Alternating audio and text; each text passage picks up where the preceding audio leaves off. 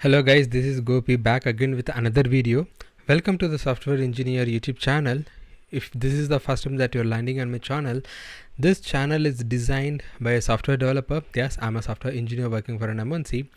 I have been posting videos related to technical, the tools that we use in day-to-day life, and trying to provide some interview tips, how to prepare for the technical interview, and trying to clarify the tools and your doubts, many different things. So if you like my content, please do subscribe and hit on that bell icon to get notification whenever I upload a new video. And in this video, we are going to discuss about the new package manager called as Npm. We must wanted to understand what is Npm, what happened to the existing Npm.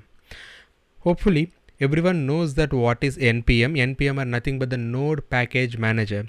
Whenever you have a node application, we'll be getting a bunch folder called as node modules. We usually try to avoid that folder because the size is very huge when you are pushing the source code to the repository.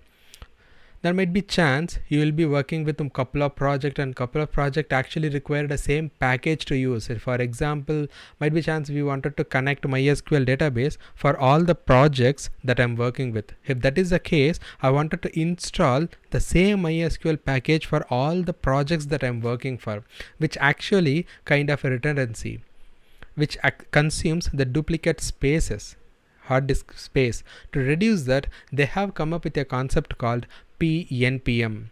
Yes, so this package is actually reduces the node modules folder size. How come this package reduces the node module folder size?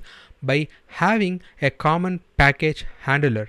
So whenever you are installing a package, that will be available in a central repository kind of example. Whenever you're trying to install the same package again for some other projects or anything, it will actually link you to the same project or the package that you have already installed, so that the memory occupied by the node modules folder getting reduces. That's the advantage that we have for the Npm.